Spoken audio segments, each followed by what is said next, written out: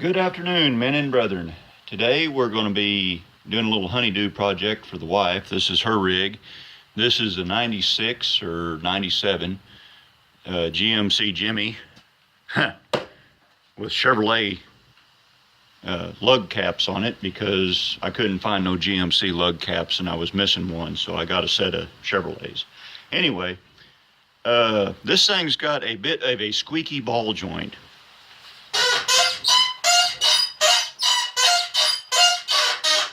And it sounded like that for about 3 years. It's not gotten any better. It's not gotten any worse. It has sounded like that since the day I bought this, maybe 4 or 5 years. Probably getting close to 5 years. That ball joint has squeaked. It's not got any slop in it, but I'm tired of the strange looks we get at church and stuff. So we're gonna put some ball joints on this thing today. I'll get this thing jacked up and blocked, and we'll be back in a minute. So here we are back. I've got the tar off of it, got the axle nut, the half axle nut off of it. Now, word to the wise, unless you've got a super duper torque wrench or impact driver rather, take the axle nut and break it loose and get it started off of there before you jack it up. Because you're likely to have to put a cheater bar on it. This one's never been off as long as I've owned the truck, because I just got back from town. I had to buy a new socket to fit this one. This one's 36 millimeter, and I had 32, 33, 34, and 35, and I think a 37 millimeter, but I didn't have a 36. So anyway, if I do, it's in my other toolbox somewhere. So the next step is take the brake caterpillars off. And take the brake lines loose, or not brake lines, but ABS lines loose, get that out of the way, and we'll be back in a minute.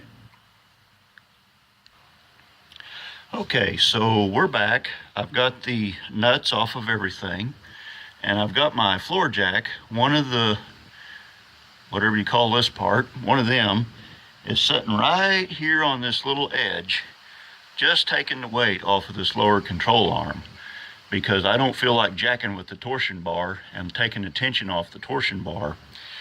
And if you start beating on these ball joints and pop the ball joints loose without putting something underneath the lower control arm, then when it pops loose, it's going to overextend, or could possibly overextend, your shock, because that's the last thing to keep it from over traveling is your shock.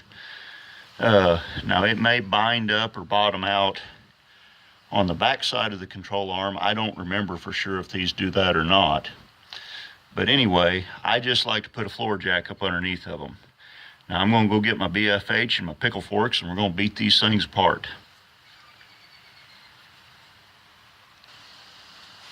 I like to take the tie rod end off first.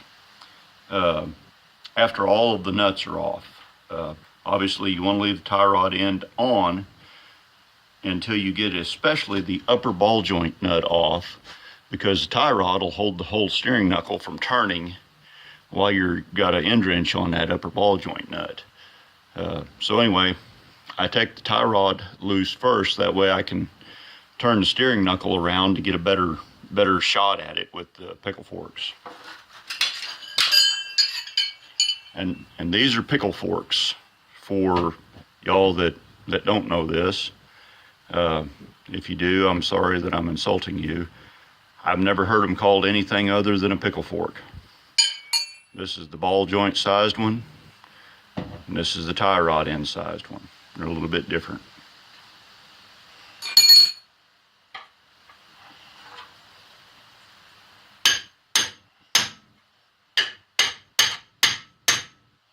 I'm gonna have to move this camera.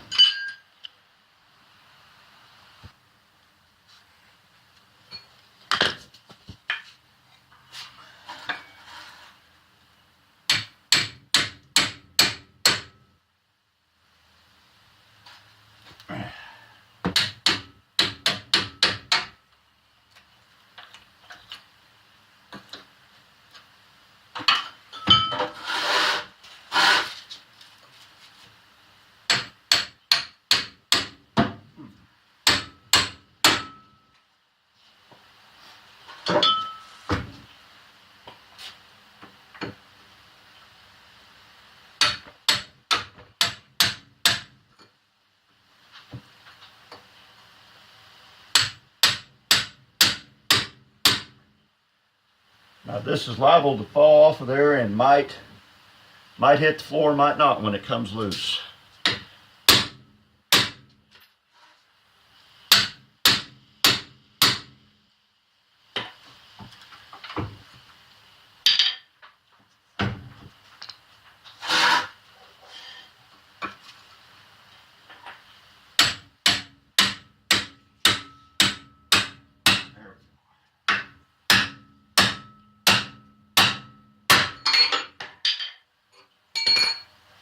There, that one came pretty easy. Okay, so now I'm going to pull the steering knuckle off of it. Now I did not disconnect the ABS sensor, so I've got to kind of wiggle everything and move everything around here till I can get this ABS sensor to where it's not hanging on the sensor wire.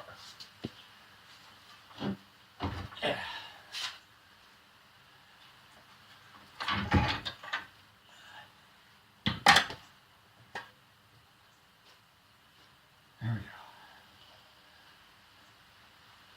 go. Wow, that looks like hammered dog poop. And now I'm going to reach up in there with the screwdriver and pop the half axle out of it.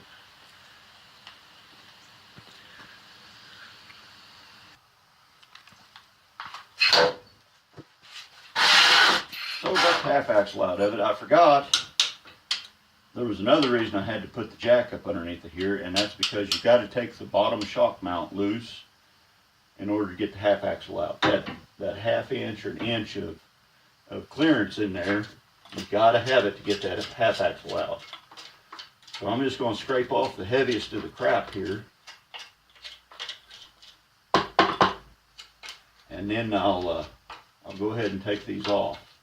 Now, I looked on the first one that I took off, and at least the uppers are SAE bolts. They're not metric.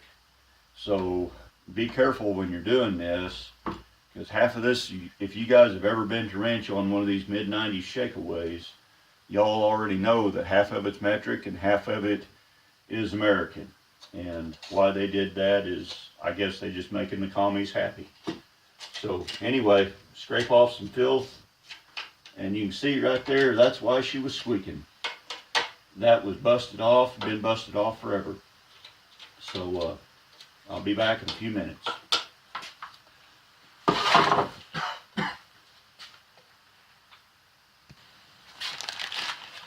Okay, now I'm back.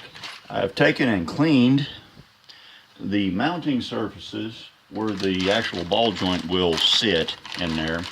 And just kind of a word to the wise, when you go to buy parts, make sure, open up the box and make sure the package is still sealed. And if it doesn't come in a sealed package, make sure all of the hardware is there and look for tool marks on things. Don't buy something that is a return to the store. I don't know if all parts houses do that or just the ones around here, but a lot of times guys will take stuff back to the store, get credit on it, and then the store tries to resell it, and you end up missing a bolt on a Saturday afternoon, 15 minutes after the store closed. So double check everything. I'm going to go ahead and stick these in here, and we'll come back in a minute.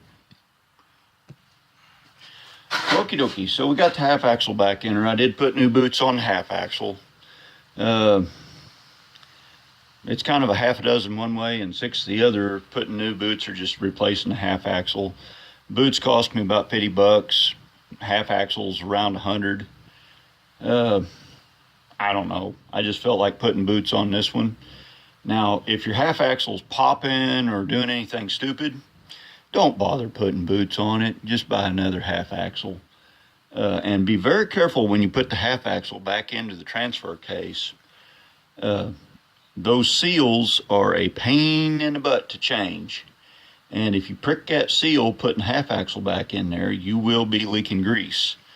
And if your grease level is full when you're doing this, it's going to puke grease out all over your jack. Have you a rag handy to jab up in the hole and stop the puking. So that's going to make some mess.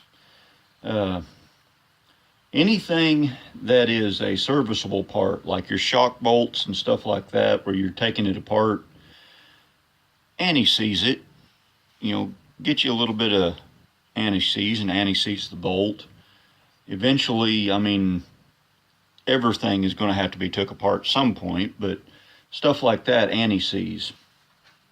Now, these ball joint kits usually come with these little cheapo, almost a piece of wire lock washer. Throw these things away and use red Loctite. You know, just put a regular old flat washer on your underneath of your nut and Loctite it. Don't screw with them little lock washers. And like these down here, you can't put a washer underneath of them, but I Loctited them, torqued them down. Speaking of torque, you know, this is about a 1/4 inch bolt. It's a commie size. It's Mike's. But you know, don't try to put 100 foot-pounds on this. Don't try to put 100 foot-pounds on this. This is about a 5/16, and this is about a 1/4. Torque them appropriately. And make sure you install and orient your grease zerk for your lower ball joint before you stick it in the hole, because you can't get that sucker in there after it's in the hole. I promise. I've done several of these, and I do that almost every time, but this time I didn't. So there you go. I'm going to wrap this video up. If y'all have any questions, ask them in the comments. The rest of this is pretty straightforward. I mean, it's just putting everything back that we took apart early. So, yeah, if you got any questions, ask them in the comments. Y'all drive safe now. Watch for deer.